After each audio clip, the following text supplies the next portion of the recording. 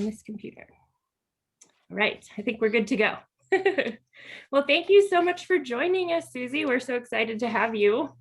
I know we all enjoyed the book, and it was fun to kind of see everybody finish at different times and have their reactions in our chat. So it'll be interesting to kind of see what everybody has to ask you, and we'll have our discussion after this. So that'll be fun.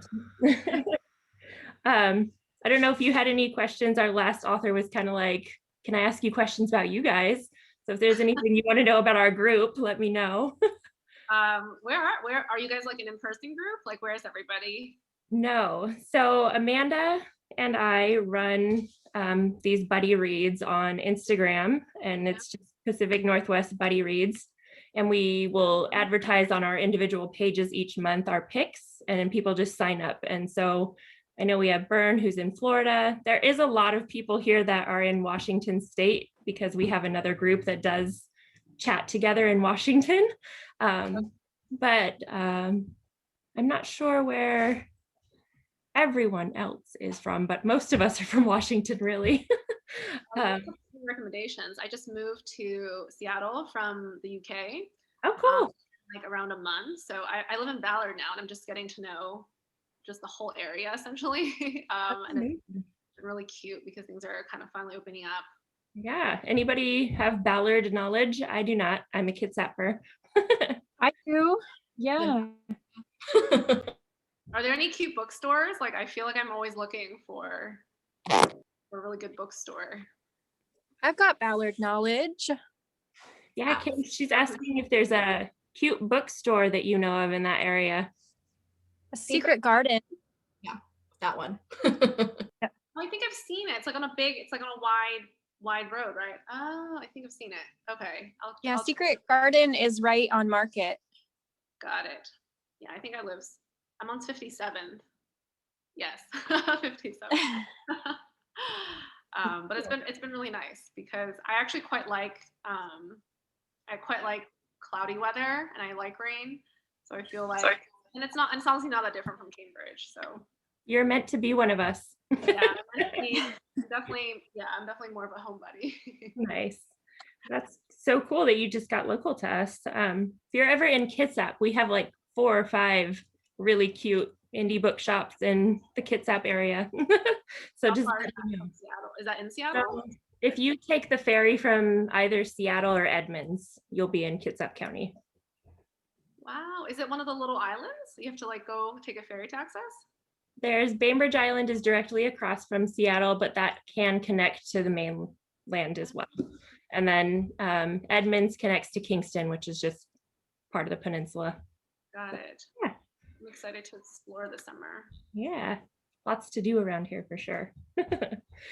Well, I guess we'll just get started on the questions. I told everyone if they have any follow-up from my questions that I'm asking you to just raise their hand. So hopefully that'll work out.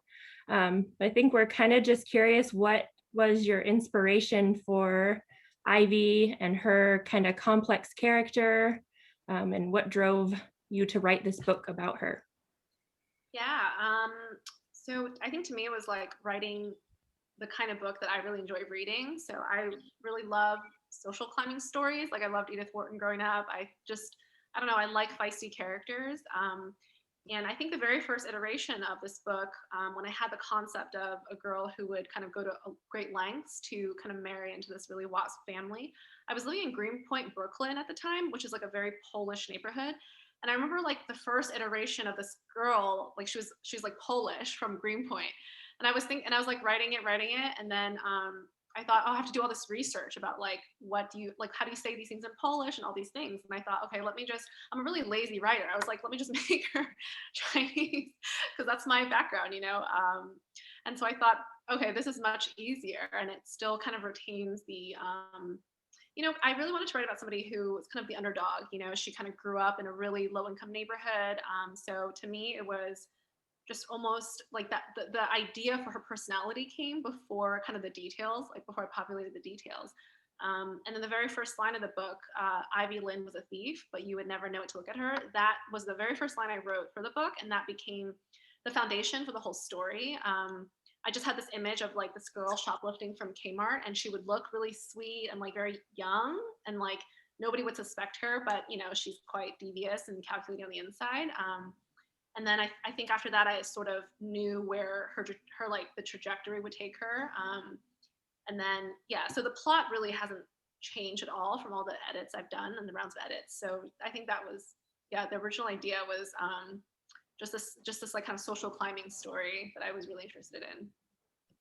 I actually kind of like that I mean, it's not, I don't think it's lazy. I think it's more authentic that you wrote it, from something that is truly kind of I mean, not your story. You're not Ivy, obviously, but I mean, you have that knowledge, you have that experience, what it would be like. So I think it probably helped the story a lot.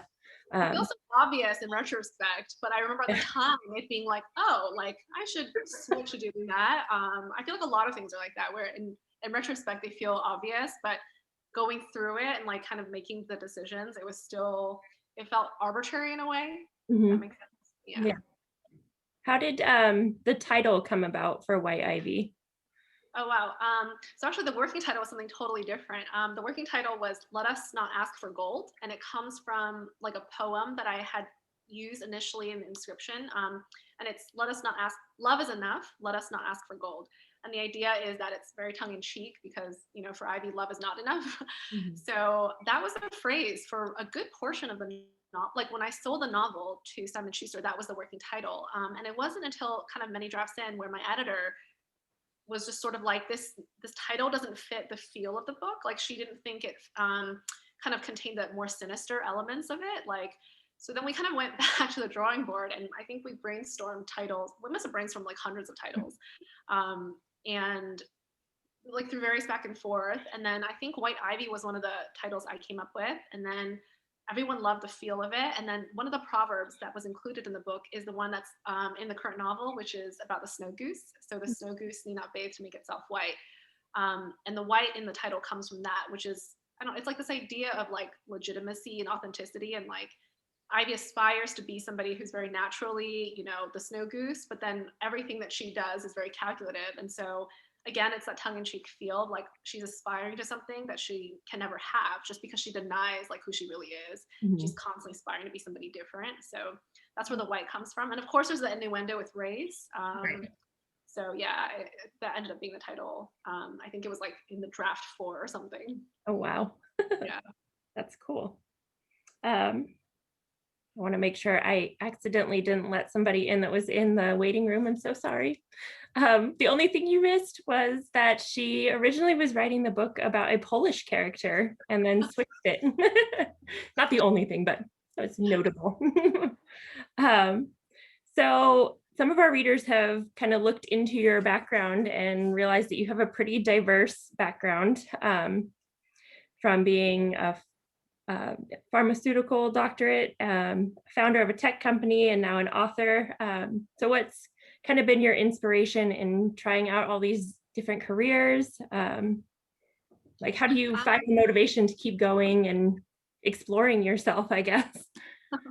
I think I have a kind of personality. It's more motivation to stick to something. Like, I think I'm always more attracted by novelty and like wanting to learn something new. So I've been writing my whole life, and I'm such an avid bookworm.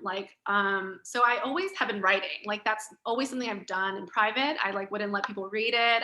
I remember like just filling in notebooks and like throwing it away because I was so anxious that like somebody would pick it up and like read it, So that's always been a hobby of mine. But I always thought, like, I never thought about being a writer as a career until, I don't know, much later, maybe when I retired. And then when I went to pharmacy school, it was straight out of high school. So it was one of those combined like undergrad grad programs. And then by the time I realized like what a pharmacist did for a living, like I was like, this is not for me. But I'd already like spent so many years in school. I mean, it's such a familiar story. So I thought, this is a sunk cost. Let me just get the degree. And that's when I moved to San Francisco afterward to work in tech. And I started my own company. And I think around that time was when I just felt like if I wanted to give myself like a shot to see if I could finish a book. Like, I'd always been writing stories, or I'd started like dozens and dozens of novels, but I never like made the time to, finish a book from beginning to end. So I gave myself 1 year to write White Ivy, like full time. And I took a break from my company And I thought if I can't finish a book, then I probably am not cut out to be a writer. Like I didn't just want to keep on saying, oh, one day I'll write a book, I'll write a book. So my only goal really was to finish the book. I had no idea how publishing worked. I don't have writer friends. So to me it was, let me see if I can finish it. And if it was any good, then look into the process of like, querying agents and et cetera, et cetera. So, and then I ended up, finishing the book, and then in the year deadline, that became the first draft of White Ivy. Wow. So with you being in the tech industry, is that something you're pursuing in Seattle? I know it's kind of our booming industry around here. Are you focused solely on writing now? I'm working on writing full time, but I feel like it's still my interest. It just sort of flipped. Like I was really like, some people have asked me, like what are the similarities between writing and entrepreneurship? I feel like there's a lot of similarities. Like the main thing is that you have a vision of something and you kind of need to like bring it to fruition. And it feels very much like you're working with your head down a lot. Like you don't have any sense of like feedback really until like much later. It's very solitary, but it's also really creative.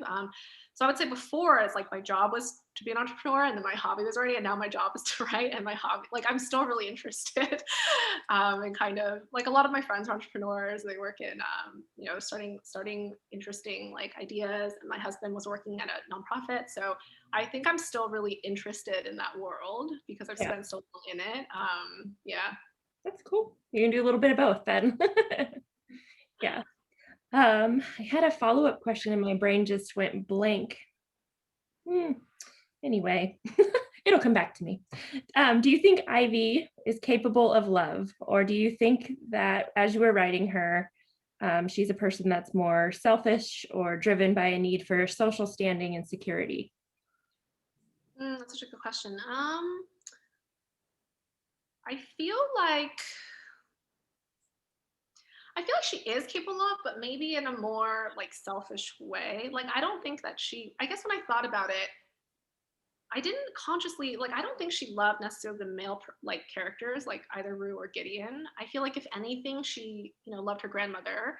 I think she loves her brother. I think she loves her family, but I think it's obviously really complicated. It's not just love, it's like all the other stuff that goes along with it. But in terms of like a character, I'd always imagined her to be really like very self-interested, like very narcissistic. Actually, very early on, I had to kind of make a clear decision if she was going to be a sociopath. Like I thought, am I going to go down the Ripley route? Like, am I going to make her kind of more and more unhinged? And I could have, but then I thought, I don't want this to be, so much that way where, essentially she sort of becomes crazy. So I did want to kind of still ground her in like social, the social like climbing aspect, but we're still able to understand why she does what she does, even if it gets really extreme near the end. So I think once I made that decision, I thought, let me still kind of give her the humanity to kind of ground her and to still believe in love, even if she is deluded about what that looks like, but she believes that she loves Gideon and she believes that he loves her. So in that sense, whether it's like real love, I don't think it is, but I think she thinks it is. Does that make sense? She's capable of love, but maybe not romantic love per se. Yeah. Sorry, go ahead. I was gonna say, I don't think she's found romantic love, or I don't think she understands like what selfless love is with a romantic partner, but I think she can see that probably more with her family. Yeah, I think I appreciate now that you didn't take her over the edge. We kind of, a group of us together read the You series just before this, and we were like, oh, this could really easily go into that same territory, but it didn't. And I think having that, not having her turn into the crazy woman that everyone in society wants to blame. I think it's pretty cool that it is. There are social reasons and all these things that stack up against her that make her the way she is, and she's not just heartless. Did you guys see the Netflix series? What's that? Did you guys watch the Netflix? So I read the books a long time ago and then watched the series and then reread the books. So it was kind of back and forth, but it was a good mix of people that hadn't had any experience with either, and some that had watched the shows and not read them yet. So yeah, it was pretty fun, but it was good that Ivy didn't turn into a Joe completely anyway. Yeah, it got kind of crazy after the first season. Yeah. So how do you get yourself into that mindset of Ivy when you're writing? Do you kind of have to turn it off like a switch and turn it back on when you're writing, or what is that like? I think I tend to be more like I'm not precious with writing. If anything, I have trouble with editing because I tend to write a lot. And so for me, like each draft that I do, I think the changes are quite drastic because I always want to try new things. I always want to kind of like write new scenes and just see it. Like once I have an idea, it's really hard for me to like not write it out. So I would say writing the draft and writing all the different scenes, that came really naturally to me. It was more of the cohesion and cutting and making like working really diligently on one scene and bringing that one scene, you know, to as deep as it could go. That I didn't have experience in, because I think, you know, when you just write for fun without an editor, like a professional editor, it's just whatever you feel like it, you know. And if you get bored of it, you can move on. So I think for me, the learning process really came from the drafts that I did, because it forced me to kind of go back and question why I made those decisions. Whereas I think the first draft was just instinct. It was, you know, I need to get her from point A to, you know, point F. And then whatever came into my mind, it was like that was the direction it was going to go, without having to think, you know, would it be more interesting dramatically if, you know, these things happen instead. Mhm. So I think that was what I learned through writing the manuscript. But in terms of in terms of just content, like, you know, in Ivy's mind and hearing her voice, I think that was always very vivid to me. Yeah. Okay. Anybody have any follow-up questions? I've been kind of plowing through and I didn't see any hands, but I just want to make sure. No? Okay. I remembered my question from before. So I'm always curious about the publishing industry and what that looks like for women and women of color. What was your experience with publishing and getting your book to publish? Did you have any setbacks, or what are things that really helped you along the way? And what can we as readers kind of do to support authors that are trying to get published? Um, I would say for me, the biggest life changer has been conferences. Like I didn't when I was working the book at the time, I was living in San Francisco for part of it, and a friend recommended there's like a workshop called the Grotto, where essentially, you know, you like it's very similar to the MFA model where you bring in like 30 pages and you workshop with a group. But I've never done anything like that before, and I remember being so frightened because I've never shown anybody anything I've written, and it was the first time in my life where like fiction was taken seriously, and that was like an 8-week course. But that was sort of like my intro to the world of like the support network for people who are aspiring writers, and that's like made such a huge difference for me. There I like studied under, you know, an author named Glenn David Gold, and then he recommended that I apply to a writer's workshop called Tin House, which is, I believe, in Portland, and they have it every summer. So really it was just the advice of people who, you know, I think if you look for resources, if you are interested in writing or learning, there's so many great workshops like in each city. And so then I went to Tin House for the summer, and then they had agents there. And coincidentally, I think a woman just sat down next to me, and her name was Jenny, and we started talking. And she was an agent who was at the conference, and she told me to send her my manuscript when I was finished, and that was in July, and I was around like 3/4 of the way done. So then by October, so a few months later, I'd finished the manuscript, and I had her email, so I sent it to her, and then she read it in one day, and she basically emailed me the next day, and we were both living in New York, so she's like, let's meet up, and she offered me representation.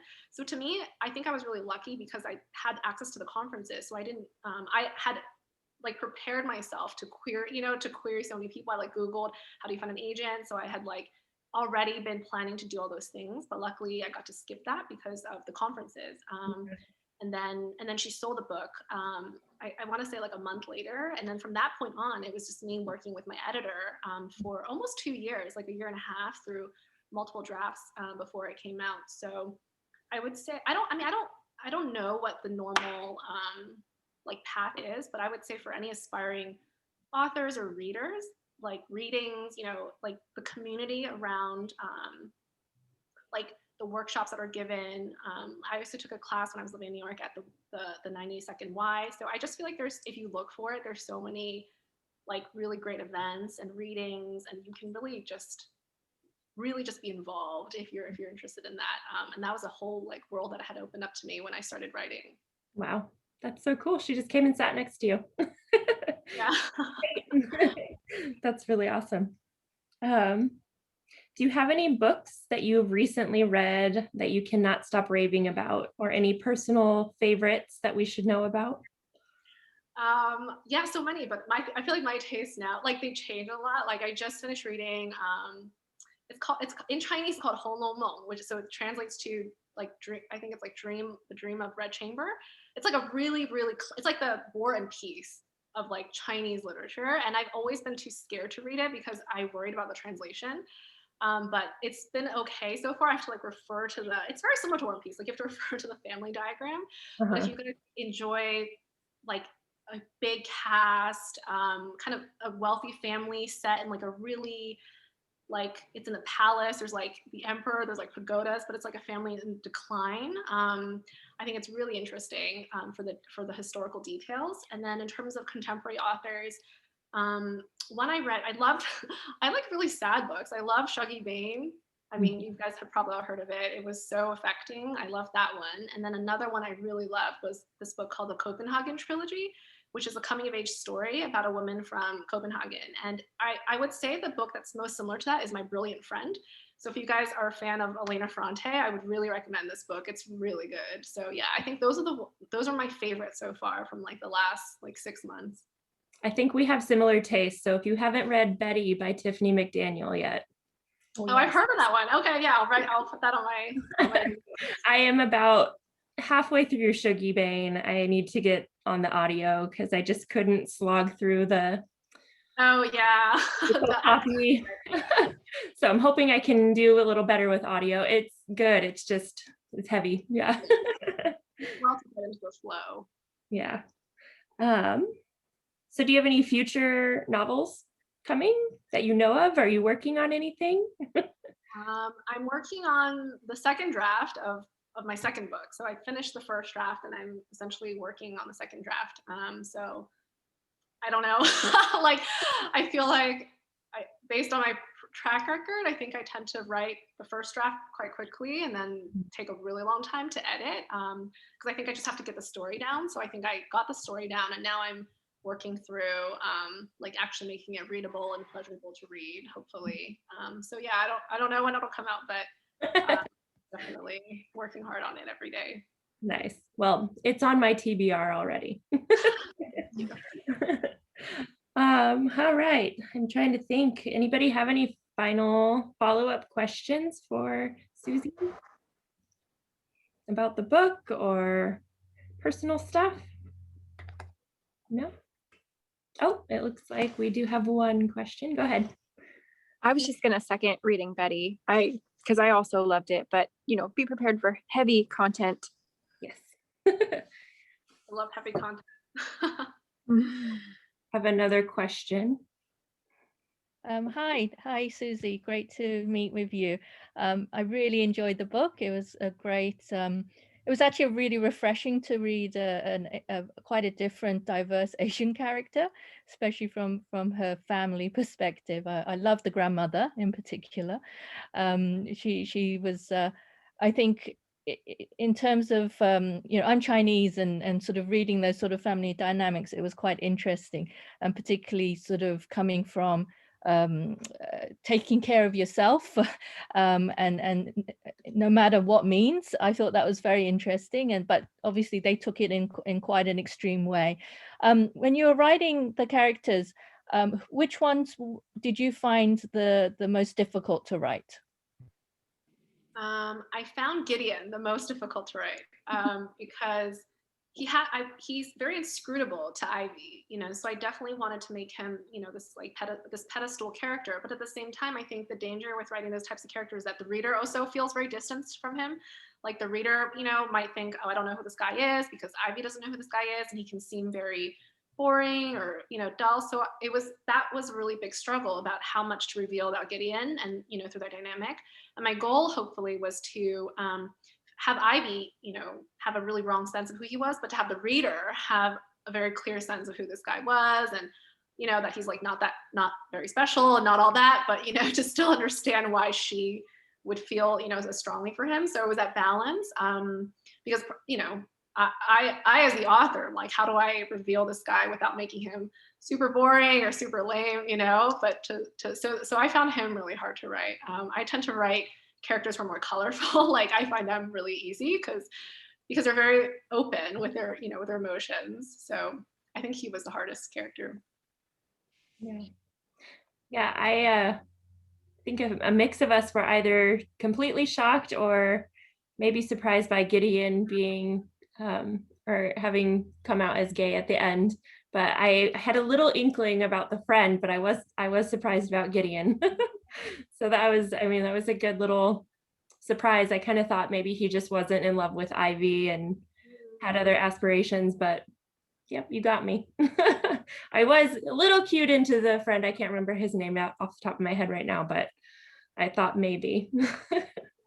Reading, some people, I remember like my early readers and even my agent and my editor, they were on opposite ends. Like, I think my agent was like, this is too obvious.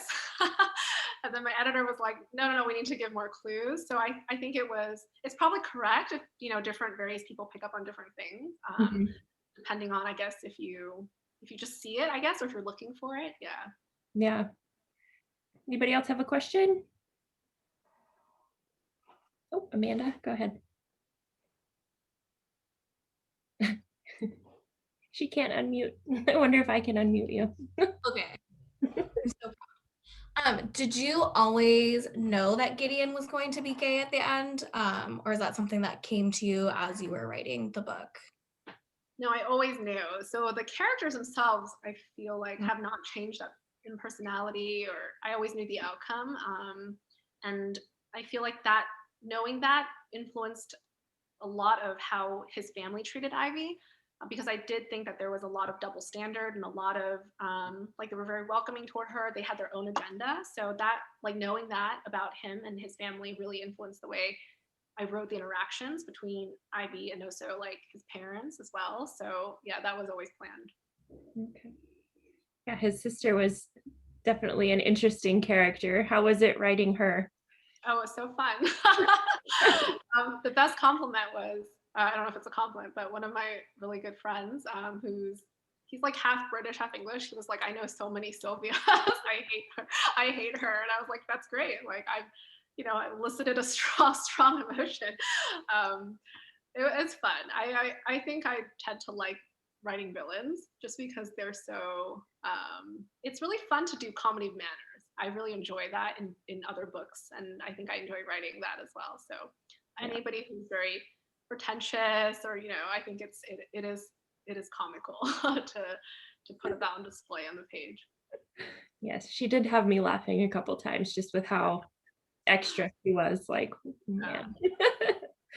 Well, I think I asked as many people as they could to bring either their book or a screenshot. If we could get a picture so we can share with our friends that we got to chat with you, that would be wonderful. I don't have my book. But... Well, you have you. So once everybody's ready, I'll snap a picture. I suck at being able to do the screenshot thing. Who knows how to do that?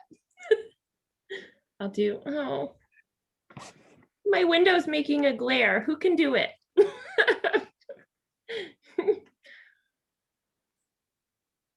Oh no, I don't know how to do it, guys. I'll try. All right. Well, thank you, Susie. I so appreciate you coming and being available to us. You were so quick to agree. It made me so happy. I always love being able to chat with authors. Yeah, and it was such a good read. Thank you. Thanks for reading. What are you guys reading next month? I don't think we've picked for next. Well, we're doing, okay, yeah, we have picked for next month. Amanda and I are doing a big readathon next month because she's going to be going on maternity leave. So we're having everyone focus on throwback reads. So we're doing 3 next month. We're doing Stamped from the Beginning. So we're going to do a 5-week breakdown of that big chunk of a book. We're going to do Recursion, and then we're going to do Kentora's. So those are our 3 picks for next month. And then sneak peek, everybody, I'm thinking in July, I will do The Priority of the Orange Tree while Amanda is gone. So if you're wanting to tackle the giant with me, that's what we have lined up. But for the rest of May, we are still reading The Stationery Shop as well.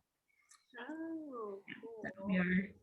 our next chat. So yeah. Any last questions, anyone? I don't want to kick us off too early, but Rachel, could we do the group shot with the book again? I tried to do the screenshot, but half of the people had the books down already. oh, yes, of course. Since I think you can probably get a better one than I got. I'll try again. Okay.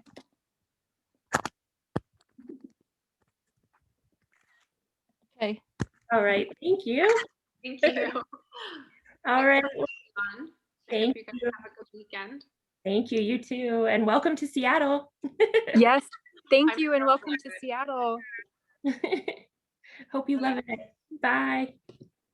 Bye. Thank you.